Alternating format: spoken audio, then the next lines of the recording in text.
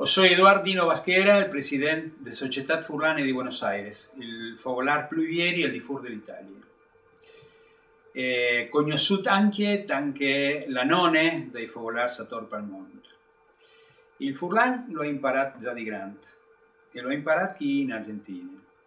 Internet è stato un aiuto, ma i laboratori dal mestri Galliano De Agostini qui della Società Furlane è stato l'aiuto più importante. E da po' ho conosciuto Lina,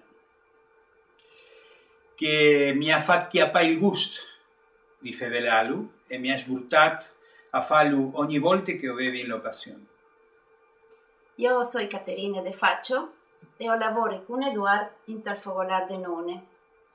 Le mie prime paraules le sai fevelare per furlan perché mia madre era di civiltà e mio padre di primarias. Così che a casa, fevelando tra di loro, lo ha imparato tanto che si impara una marilengue. Dunque, ho sono cresciuta col furlan, col italiano e col spagnolo. Ho imparato le tre lingue senza difficoltà, senza problemi a scuola, perché queste sono nomi monadi. I frutti, quando impari una seconda lingua, è tanto che un zucco.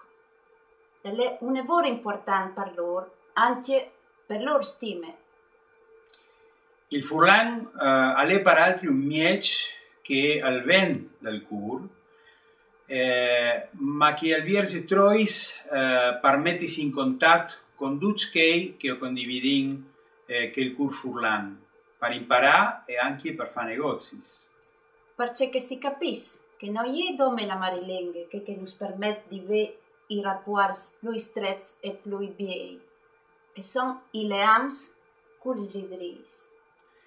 Ho scoperto con di più un mondo di robe artistiche che per furlan che non sempre nel cuore ogni giorno. La musica, anche che di Lino Straulino, FLK, o Dario Zampa, i libri di Redo Pupo, Checo Tam o Sandri di Sual.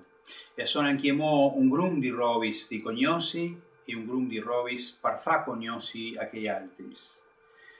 Allora, furlans o altri che ho sesta al Friul, non state a molà, non state a lasciare di bande che ste nostre viele lingue furlane.